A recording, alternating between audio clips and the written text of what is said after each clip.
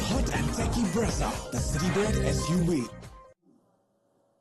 Well, Joss Buttler gave us one of the great IPL innings of all time, especially in a chase not too long ago. Marcus Stoinis may have just upped that with what is the highest score ever chased successfully at the Chepauk. It hands Ruturaj Gaikwad and the Super Kings their first home defeat of the season. It spoils what was an exceptional 100 and a great supporting act by Gaikwad and Dubey themselves as the Lucknow Super Giants do the double over a team that they are neck and neck with on the points table. How crucial will these 4 points be in the bag of the Super Giants and KL Rahul come the end of the league stage? We unpack that game on Maruti Suzuki Arena presents ESPN Cricket for Timeout, where Tom Moody, Mitch McClenaghan and Wasim Jaffer have all seen one of the best IPL innings, and shall we say certainly Marcus Stoinis' best day in the IPL as a batter. Wasim, let's start with you.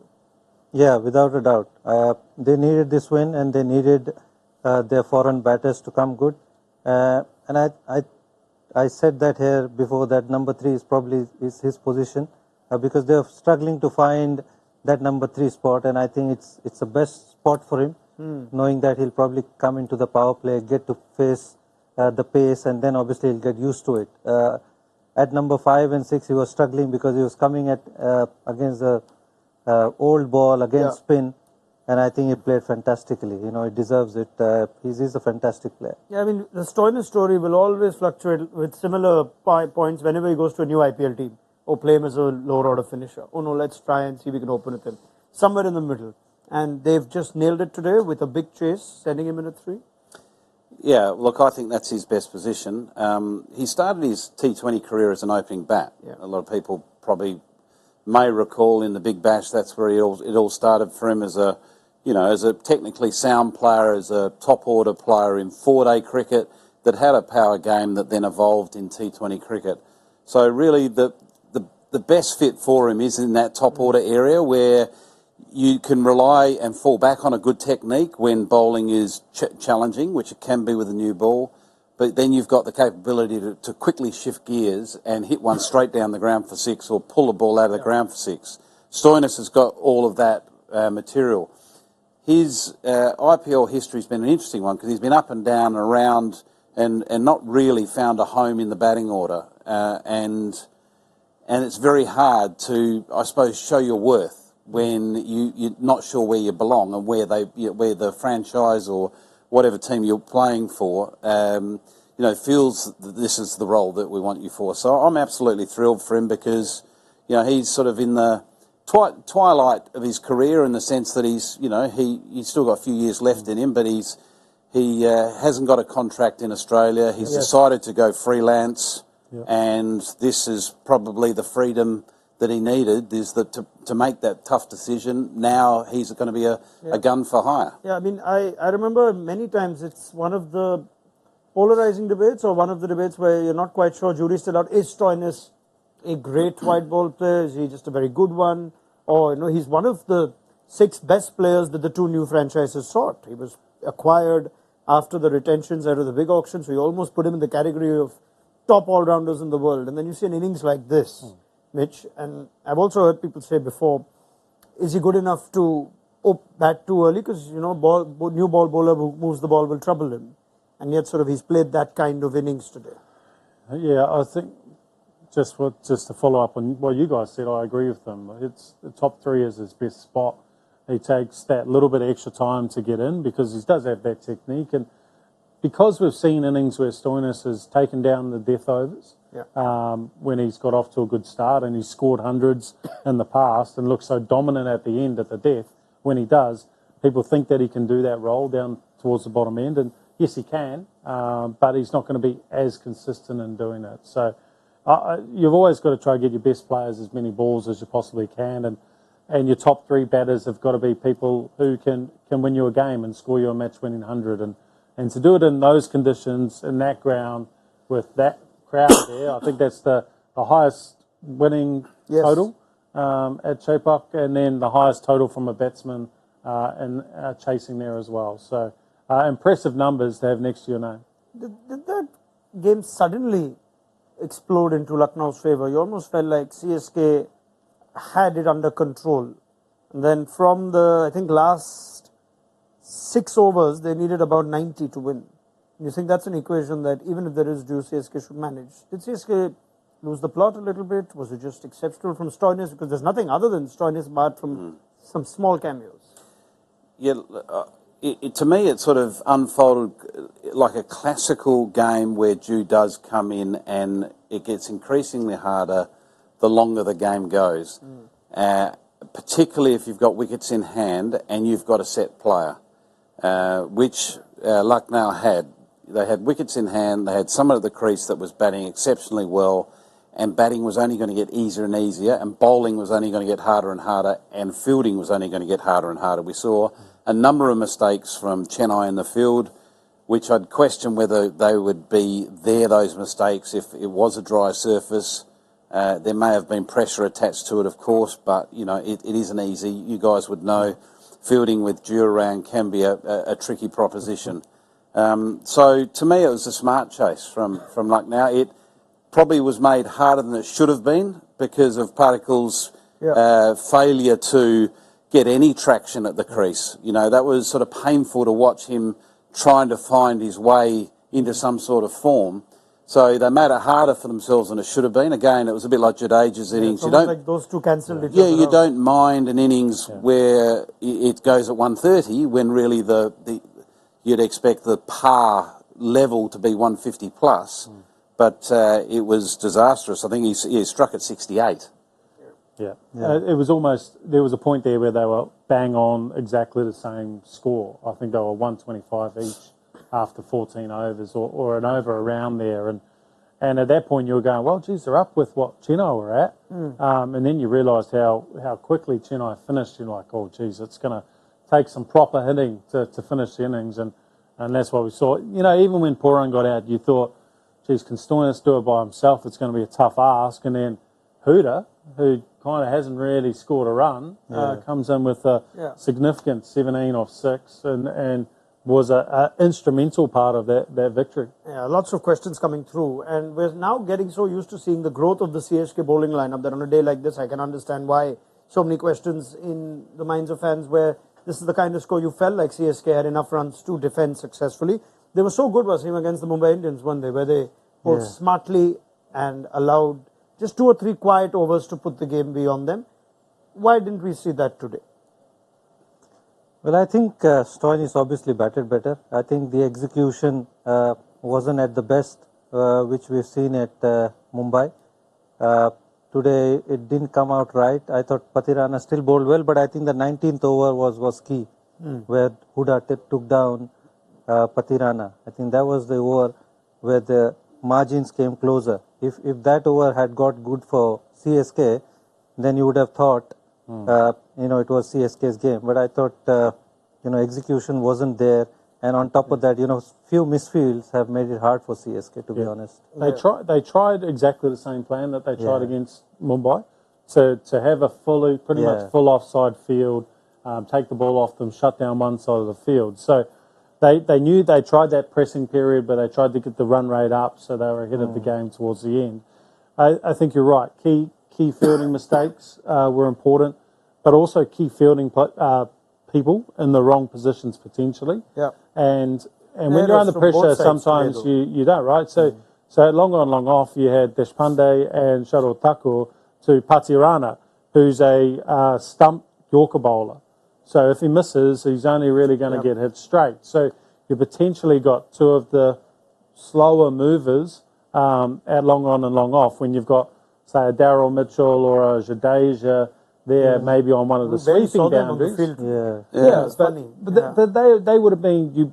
That's where those guys have got to put their hand up and say, "Hey, I'm going to go to long off for Pathirana or long on for Pathirana, and then for Mustafa Zur, because he bowls more slow balls into the wicket, I'm going to change to the square boundaries." So that's a tactical thing that they might look at going forward. Yeah. There's also Cricket Square pointing out that they are missing one of their best fielders in Rahane in the field, giving he's being impacted. I'm guessing he's not fully fit, otherwise there's no reason he shouldn't be there. Some nice comments and questions coming in on CSK's tactics. Was Shardul the best option to bring on? There's another one saying Deepak Chahar, I think Devanshu saying Deepak Chahar only bowling 2 overs made no sense. Excuse me.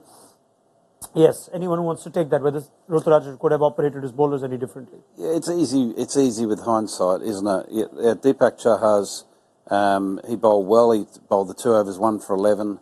Maybe they could have got another over out of him in the middle of the innings. I don't think at the end he was desperately missed. It's not like he specialises in that particular role. They had the personnel. If before this game, if we had the discussion around death bowling and has CSK got the best death bowling in the tournament, there's a strong argument you'd say yes. Patharana and Mustafizur two, and Deshpande has done a good job at times at the death. So, I just think that they had a slightly off day that was compromised by, some difficult conditions with Dew. And that's not taking anything away from the Stoinis 124. Yes. And Lucknow's win, it was an outstanding run chase, and they deserved to win, but that is the facts. And Chennai have been on the other side of successful wins that have gone in their favour. Yep. Like the last game against KKR, where they managed to bowl first and the ball just popped a little bit and turned a bit, and they cruised a run chase in better conditions in the second innings. Yeah. JM saying, I feel both the captains had a very ordinary day today. Changes were below par and rotation of the bowlers not that great. No, I don't think so. No? I think Rituraj did okay. Did okay? Yeah. I wouldn't call it, yeah. You can probably say that for KL Rahul, but I think Rituraj did manage well. Okay, Banik wants me to ask Tom, is the winning mentality just in the Aussie DNA? How is it that Aussie produced such clutch players across sport? There was another one a little earlier, which was Ravi Teja saying, Aussies silencing Indian crowds. We have seen this before. Still haven't forgotten. Every year, hey? 19th of November. Holding on to There it. was one happy fan in the Chepauk I saw. Yeah, it was a good view. In the Lucknow jersey. Yeah. It was nice. They took him back from the plane in the reverse fixture. But yeah, talk about, and there's another theme here running on the comments. There's, let's just give the World Cup to the Aussies, says JM. Head, Jake Fraser-McGurk, well, if he gets there, Cummins, Stoinis, Warner and Marsh and so many more. Yeah, I don't think that's the case. I think if you look at the Indian potential 11, it's got superstars in it as well. It's going to be a hardly fought contest. To answer the question about Stoinis and the Australian mentality, I think a lot of it comes from a lot of those players have been brought up in winning teams and have learnt how to win. And there's a big difference between knowing how to win. It's like climbing Everest for the first time. If you haven't climbed it, it's a very tough climb. But if you've done it a few times, and Australia have been very fortunate, for a long time since 1987 World Cup, to win a lot of World Cups and being involved in a lot of successful teams. Stoinis has been involved in a lot of successful Western Australian teams, the Scorchers. So they know how to take the journey. So when it comes to pressure, they're more accustomed to absorbing that pressure and riding above it and delivering in those key moments. So that 87 World Cup win would have been the first climb to Everest. Therefore, the pinnacle of all Australian achievement. And Chennai has fond memories for you? Very fond memories. Yeah, that was the very first game that Australian team played against India, and caught up with Navjot Sirhu, who played in that game and deposited a couple of big sixes in that ODI. They felt like test matches back then. Yeah, well, we were going at test match pace. At 4 runs and over, we were going at blistering pace. In whites and a red ball. Yeah. And Sunil Gavaskar, the great Sunil Gavaskar, I'll never forget fielding at square leg and him hitting Craig McDermott down the ground for a straight drive. And I just thought, as I was a young kid, I thought, oh my God, how good a shot's that? Yeah. But yeah, great memories. Yep. And a 1-run win. Oh, man. Okay. One's enough. Yep. Let's take some more questions coming through.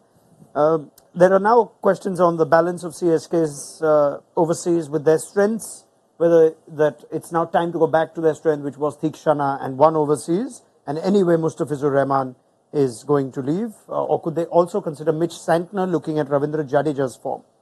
Any takers? Mitch? Don't overreact. Don't overreact with the two overseas guys. Mustafizur has won your games up until this point, so no, I wouldn't overreact. It was just a condition thing as well. It didn't grip as much, and credits where credit's due. Stoinis was exceptional. The thing also with that is that spin would have been redundant in that second innings. You had Moeen Ali and excuse me, Jadeja only bowling 2 overs each. So adding another spinner. There's a question on that. Though should Jadeja have bowled a bit more, Stoinis would have found it harder to get Jadeja away than the seamers when he was set. But then Pooran, by the time they probably wanted to bowl him again, Pooran was in. Yeah. And Pooran could have done some serious damage. We already did a bit of damage. He got 34 off 15, so he was ready to really tick off. Questions on Hardik and Jadeja's form with the bat, which is now a growing concern for the Indian team, whether there is a case for India to play their more informed batters in Dubey and Rinku. Wasim. No all-rounders. Yeah, I mean, it's definitely a case. There's no doubt. I was surprised Jadeja walked in early, even though it makes a case because it would have been too early for Dubey to come in. But like Tom said, he should have gone at 120, 130 pace rather than below 100. So that's a worry. I don't think Indian team is going to use him there for sure. But for Chennai, it's definitely a worry. And for that matter, Hardik Pandya's form, both with the bat and ball, is also a worry.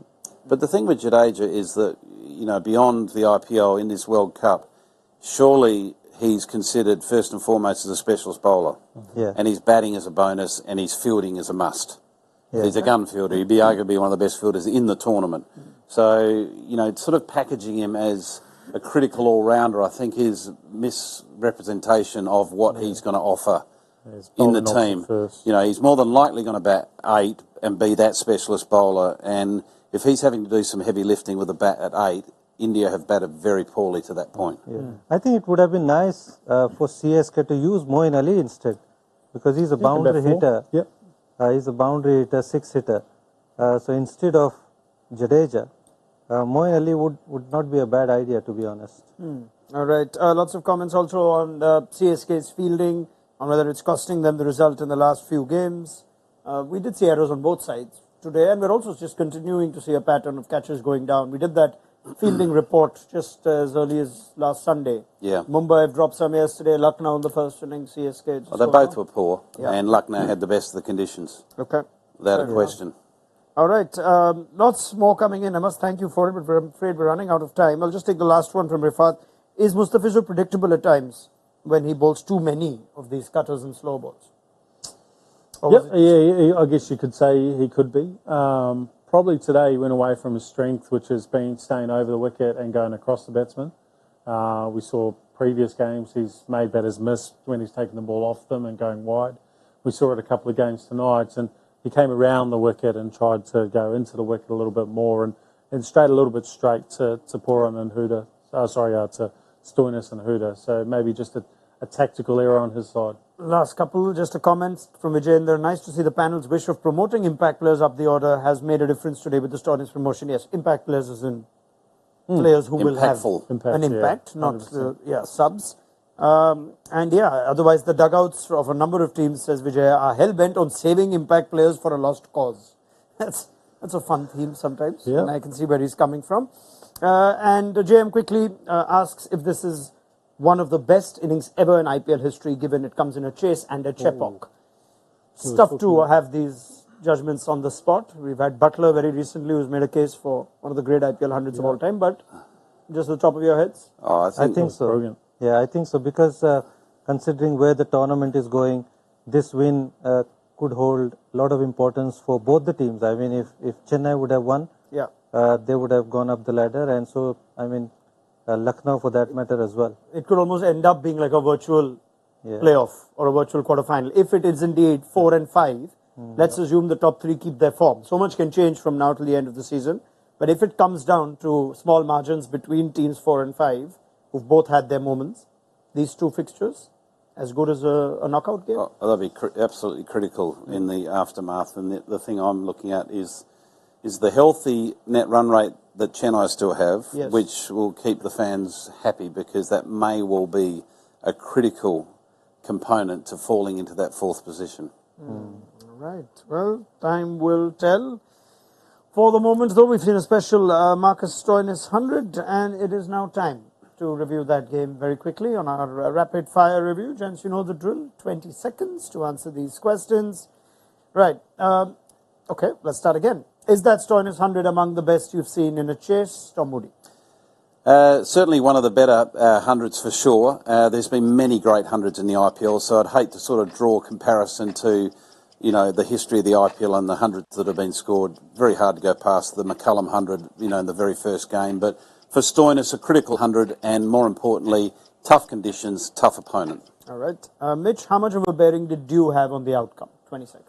Yeah, it looked like it had significant impact. We saw a waist-high full toss to Stoinis, the ball slipping out of the hand and also not gripping as much for the likes of Mustafa Zur. And we saw only 4 overs of spin bowl from each of the bowling sides, so it obviously stopped the ball from turning on that surface as well. Okay, Wasim, in spite of it coming in a losing cause now, what was the most impressive aspect of Gaikwad's 100? 20 seconds. Well, I think first of all, he's the first captain to get 100. And first as Chennai captain as well. So it was instrumental in them putting on such a big score. And it's always nice as a captain to get 100, and he played really brilliantly. So yeah, well done to him. Tom, did Chennai need to send Jadeja ahead of Dubey and Moeen, and is that something they will change going forward now? I think it's something that Chennai will certainly consider because Jadeja seems to be in form, but he doesn't seem to be in striking form. So they've got better options in Moeen Ali too, who's a natural ball striker, natural boundary hitter, to be considered if they're looking to protect Dubey up to around about the 8th or 10th over. Okay. How telling will Lucknow's double over Chennai prove to be in the final calculations, Mitch? Oh, massive. Obviously, before they started this 2-match series, they were on 6 points. So go from 6 to 10, improve their net run rate slightly, take some points off Chennai in that crucial battle for 4th and 5th. It's going to be significant. All right. And finally, Wasim, is Shivam Dubey making himself undroppable from India's T20 World Cup squad? I think he is. He is definitely there, at least in my 11 or my 15. So I'm picking him, and I'm sure the selectors are watching, and there's no reason for him to not go there. All right, simple as that. And just coming to add to that, that's also now the highest score this season. It's not just 100, it's 124. Yeah, massive. Massive. 63 balls. Yeah, 124, and the next highest score being Puran's 34. Very important.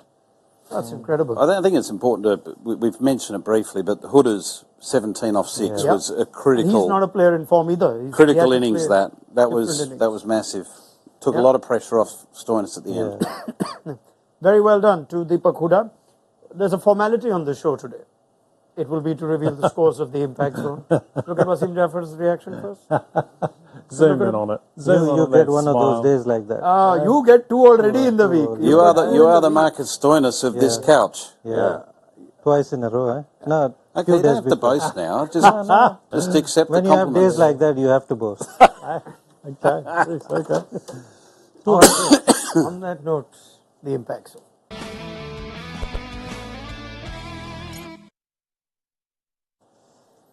The first time that 350 has been passed on the impact zone, and Wasim Jaffer has nailed it. Who's that bloke on the right? That's a terrible representation. That's very easy for our young viewers who are just learning their mental arithmetic. 1.2 plus 0.1 plus 7.6. I think the joke's over. Okay. I think move aside. Yeah, but now, if the Lucknow team would have fielded well and given your guys points, then my guy could have come in and actually had an impact. Fair. But today's about Wasim. It's all about Wasim today. I'm a little bit disappointed for you because I actually thought you might get closer to 500 points. Because that's an extraordinary performance. Yeah. Picking all 3. Yeah, just have a look at that. So, the good thing about that, about me being 8 is that without that, Tom, your 53 would really look poor to Mitch's 134 and Wasim's 357. That is true. That is true. I'm very happy with where I'm sitting at the moment, thank you. Half century is fine for me today. You can't get 100 every day. Unless you're Wasim. All right, thank you very much, gentlemen. That's a wrap. Thank you to Tom Moody as well as Mitch McClenaghan and Wasim Jaffer. Crucial set of results for the Super Giants against the Super Kings. We'll find out come the end of the league stage how much these games would matter in the final 4. For tomorrow, it's Delhi against Gujarat. We look forward to your company then on Maruti Suzuki Arena presents ESPN Cricket for Timeout. Do download the mobile app if you haven't already. Have you covered with the reactions from both dugouts? An excellent 100 from Marcus Stoinis. You'll remember this day very fondly. as the Lucknow Super Giants charge on now after beating the Super Kings twice. We will see you tomorrow. Good night.